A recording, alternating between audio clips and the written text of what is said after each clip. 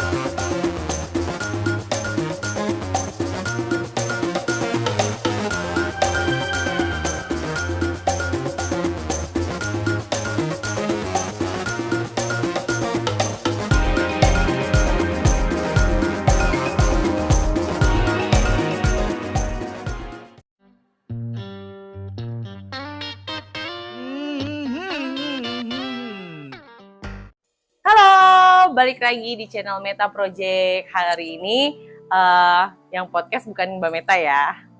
Hari ini kita podcast bareng Muahits di Tangerang, Tangsel, yaitu Tia Cynthia Bright. Halo, perkenalkan diri Kak. Halo, Kabar itu, Kak? aku Cynthia. Konten kita hari ini tentang make up berarti Ya, Q&A tentang make up, sharing-sharing. Sebelumnya follow dulu Instagram aku ya. Oke, Di bawah ini ya. siap. Tia Cynthia Bright. Jangan lupa ya di follow ya. Jangan lupa di follow. Nanti di follow back nggak? DM aja. Oke. Jadi gimana nih Kak kabarnya? Alhamdulillah baik. Dari kabarnya baik. Sampai saat ini, sejauh ini selama pandemi itu gimana tentang perweddingan dan permake-upan di luar sana? Pada dasarnya kalau make up, walaupun dia nikahnya di KUA, tetap bride itu pasti butuh make up gitu. Cuma yang make upnya harusnya mungkin lebih glamor kalau acaranya di rumah ataupun di gedung. Ini lebih soft, simple ya, simple. Tapi tetap mereka butuh make up. Even mereka pakai baju mereka sendiri ataupun pakai attire dari kita, mereka tetap butuh make up. Gitu. Beda halnya mungkin sama tenda ya. Gedung mungkin tuh bisa di cancel, tapi kalau makeup downgrade sih kebanyakan. Yang tadinya akad resepsi jadi ambilnya paket akad aja gitu. Tapi berarti sejauh ini selama pandemi tetap lancar-lancar aja ya? Lancar, cuma omsetnya jadi Menurun. berkurang ya. 50% ya Bu ya, dari yang akad resepsi jadi akad aja ya. Cuma di 2022 ya ini ya. 2021 akhir itu dari Agustus ke sini sampai 2022 ini itu lumayan sih, Lumayan karena ya. udah boleh mereka udah boleh resepsi. Karena udah Ya, disenggangin lah, nggak betul. ketat banget kayak tahun kemarin kan. Betul, intimate wedding yang tamunya cuma yang tadinya mungkin mereka punya acara 600 tamunya, itu berkurang jadi setengahnya. Itu tetap jalan gitu. Cuma memang yang parah sih 2020 akhir sampai ke 2021 pertengahan itu parah sih memang. Berarti semua rata ya? Rata, enggak semua sektor kayaknya, bukan cuma sektor. makeup artis aja ya. Iya. Tapi kalau misalkan kakak sendiri ini basicnya itu looknya apa sih? Kalau ngomongin look, sebenarnya ada beberapa yang bilang agak bold ya. Cuma aku ngerasa looknya sih soft ya. Soft, terus aku jarang pakai bulu mata bawah gitu. Terus bulu mata atas pun yang cuma 2 tumpuk, kan ada lain yang 3 tumpuk, 4 tumpuk gitu. Soft sih arahnya. Mereka booking aku karena memang looknya soft gitu. Kalau untuk kiblatnya musola. Inspirasinya itu dari mana? Aku makeup artis ya. Makeup artis aku suka Fauzi Hanum. Looknya suka, terus personalitinya suka, terus aku suka Dean. Karena Dean itu makeupnya banyak, ada Barbie, dia ada Catrice juga, ada soft juga. Terus satu lagi Ika Wati Fitria. Itu aku pertama kali belajar makeup sama Kak Ika sih.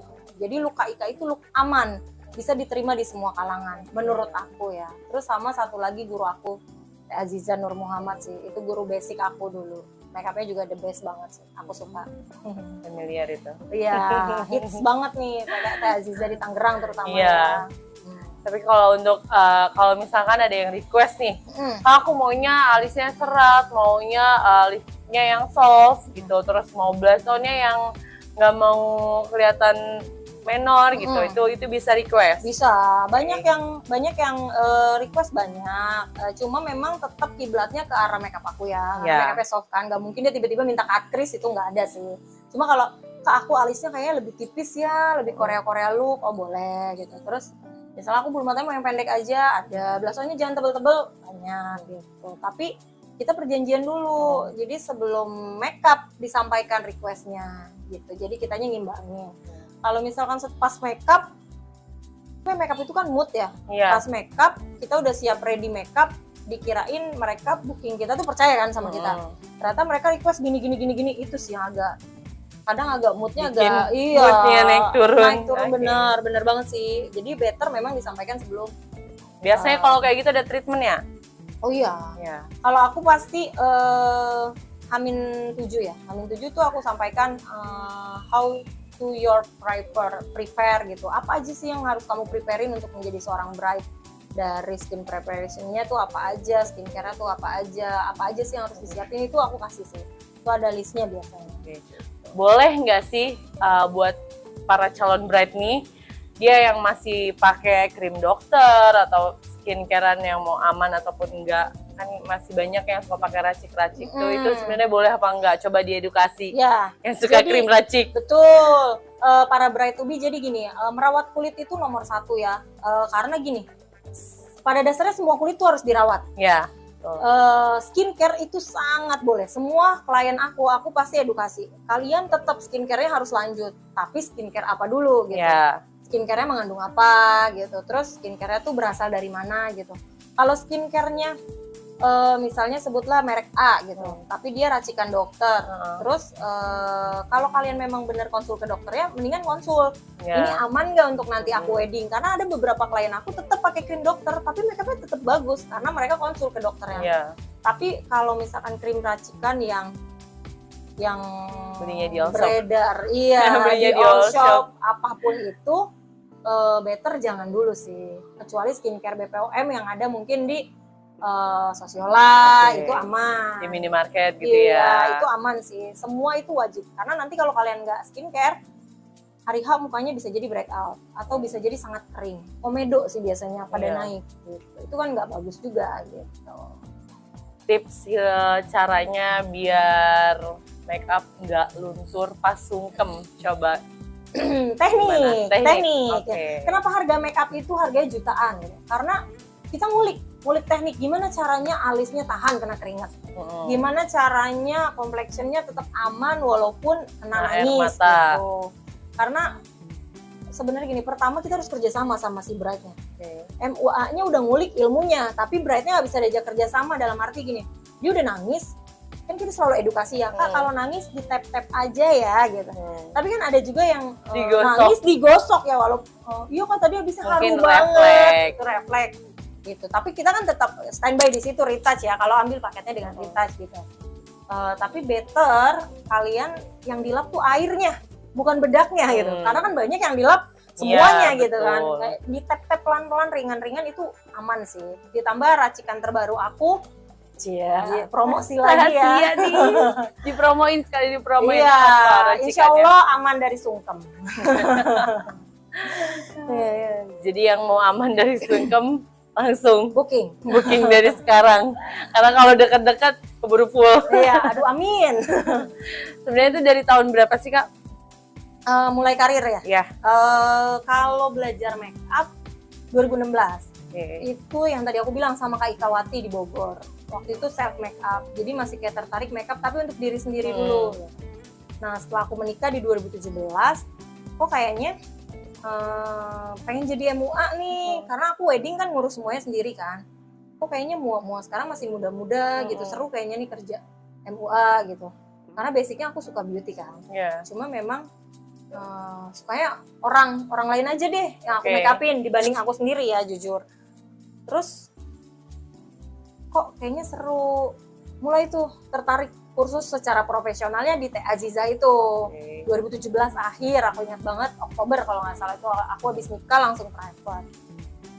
Sambil kerja awalnya, nggak fokus kan. Jadi Sabtu Minggu aja, samping kiri samping kanan ya. Tapi kesini-sini kan efek pandemi di 2020 udah mulai nggak kerja kan, ya itu udah mulai fokus. Tapi memang bener ya, kita ngelakuin apapun harus difokuskan. Itu memang ada jalannya. Jalannya terbuka sangat lebar di 2020 gitu. Tapi kalau ngomongin mulainya sih, mulai tertarik 2016. Tapi mulai banyak yang kenal sama Tia Cynthia Bright ini di 2020 ya. Justru buminya di 2020. Pandemi ini membawa banyak berkah sebenarnya. Gitu kan. Untuk kalau misalkan di Bright-nya sendiri itu khusus nasional wedding kah yang temanya, atau adat juga bisa? Kalau aku kan ada sanggar nasional, aku bilangnya gitu ya, sanggar nasional, ada yang namanya bridal. Kalau bridal itu yang bajunya biasanya putih Chinese gitu, itu bridal. Tapi kalau aku lebih ke nasional. Jadi nasional itu kita bisa ambil looknya nggak harus adat. Adatnya bisa, tapi nasionalnya juga bisa. Kalau bridal pun sebenarnya bisa, cuma kan makeup bridal lebih tipis ya, makeup aku lebih tebal gitu. Walaupun hasilnya tetap flawless gitu kan, cuma tetap untuk bridal lebih kelihatan tebelnya. Tapi kalau untuk adat kita bisa ambil, aku juga bisa beberapa adat yang aku pakein sendiri gitu. Tapi ada beberapa yang aku harus panggil profesional di adat itu sendiri. Tapi kalau nasional juga bisa gitu. Hijab sih aku basicnya bisanya hijab. Kalau hairdo aku pasti panggil orang. Gitu. Berarti semuanya bisa. Insya Allah semuanya bisa. Semuanya bisa, asal fokus. Iya. Betul. Ini aku sih ada ini ya Kak, ada model, nanti bisa dilihat ya. Boleh. Dilihat dan dinilai. Juri kali ya. Enggak. Maksudnya apa sih kurangnya dari makeup ini, kurang apa biar yang lain juga tahu gitu.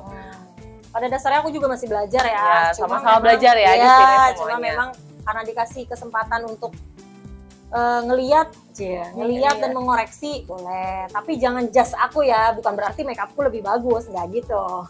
Kalau di sini kita sharing sama-sama belajar. Betul. Jadi kalian juga kan pasti bertanya-tanya. Ada juga yang siapa tahu mua pemula gitu kan.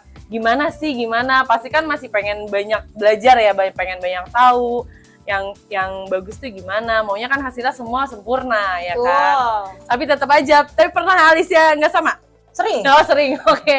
Aman untuk pemula. Kita lihat ya hasilnya gimananya. Siap. Terima kasih Kak. Hai, kita balik lagi. Sekarang saatnya kita menilai.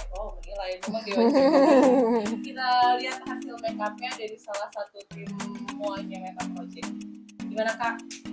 Apa yang perlu dikoreksi? Pokoknya kayak yang aku bilang tadi ya, makeup itu hasil karya. Jadi nggak ada tuh yang namanya makeupnya bagus, makeupnya jelek. Yang ada tuh selera. Sukanya bold, sukanya flawless, sukanya soft, sukanya cut crease, sukanya klasik ya. Kalau di sini bukan ngoreksi sih sebenarnya ya, karena memang looknya juga kan beda sama aku ya. Aku looknya lebih yang soft. Kalau ini kan aku lihat lebih cut crease ya, cut crease. Cuma bawah matanya juga nggak terlalu bold, tapi kategorinya bold kalau buat aku, karena aku tipe makeupnya sangat soft menurut aku gitu ya. Kalau ini lebih bold karena dia bawah matanya masih pakai coklatnya yang gelap gitu. Makeupnya oke sih, alisnya juga aku lebih seneng memang alis yang agak nukik kayak gini, karena alis nukik itu bikin tegas, mempertegas karena nggak semua orang cocok alisnya lurus gitu. Ketika tulang alisnya turun, alis lurus tuh menurut aku kurang. Jadi better kalau misalkan tulang alisnya udah turun, better alisnya kayak gini. Ini alis aman, alis klasik gitu ya. Terus alisnya juga walaupun nggak serat, alisnya klasik tapi dia bagus gitu. Terus nempelin si pomade lemnya juga oke gitu, nggak terlalu aneh yang sampai nempel banget karena bukan ini kan, bukan serat kan. Cuma ini bulu mata, kalau aku bulu mata tuh jahit. Jadi teknik jahit aku tuh ada dua. Dia jahit ditempelin dengan bulu mata asli. Jadi bulu mata ada kan antara bulu mata asli dengan bulu mata palsu dia ada gap kan. Nah di gapnya itu aku biasanya lem. Terus nanti aku lem sama bawah. Setelah lem sama bawah dia dilem atasnya. Ya ini jahit bawah ya, jahit bawah. Kalau aku atasnya juga dijahit, jadi atas ini nih aku kasih lem, tapi jangan sampai kena bulu matanya, nanti menggumpal gitu. Jadi aku naikin lagi begini. Tapi kalau kakak memang tidak terbiasa menjahit atas, nggak apa-apa sih gitu. Tapi nanti diginiin aja nih setiap ada kesempatan. Benar, ini bagus kok. Gitu. Cuma kalau aku tipenya gini, bagian area bulu mata itu harus hitam semuanya. Jadi better ini dikasih spidol eyeliner lagi gitu. Jadi biar bekas-bekas lem atau bekas-bekas eyeshadow ini ketutup gitu. Ini kan masih ada bekas lemnya tuh Pak. Gitu. Terus udah sih bulu mata oke, tinggal dijahit sama eyeliner. Oke. Kalau aku tuh peach. Jadi kalau aku tuh blushnya peach, bibirnya peach gitu. Ini nggak jelek, ini bagus. Cuma memang beda sama look aku, beda karakter. Cuma yang penting kan kliennya suka gitu. Kalau aku orang taunya makeup aku tuh peach gitu. Jadi ketika aku kasih blush on pink, mereka nggak mau. Tapi kalau memang Katia makeupnya udah terbiasa pink, looknya udah terbiasa pink, ya lanjutin aja gitu. Toh memang klien taunya Katia memang blushnya pink gitu. Kalau ini nih, yang tadi dibilang pakai krim dokter nih langsung kita bahas di sini aja ya. Yang tadi dibilang pakai krim dokter atau krim racik, aku nggak bilang krim dokter itu jelek, enggak ya. Krim racik aku bilang apa isi krim raciknya itu, gitu kan. Kalau misalkan dia mengandung yang pengelupasan kulit, bikin kulitnya jadi yang lapisannya sangat menjadi tipis. Nah ini kayak gini nih, kalau di kamera bisa lihat ya. Nah ini dia kena, ini nggak kita apa-apain, dia turun sendiri. Kan ada yang kena air mata baru hilang, ada yang kena keringat baru hilang. Ini nggak kena apa-apa, longsor gitu. Makanya betul, skincare itu penting. Tapi skincare yang seperti apa dulu? Better kalian sebelum pas booking nih, konsultasi sama si Mua. Jadi si Muanya itu biasanya ngedukasi kan, krim apa aja sih sebenarnya yang boleh, yang nggak boleh itu apa aja gitu.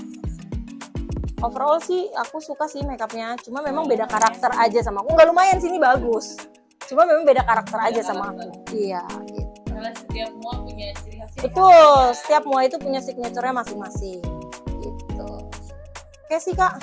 Sudah, Katia semangat terus ya, fighting. Terima kasih. Ngomong-ngomong baju kita kenapa sama? Iya, kompak ya. Terima kasih. Bye bye.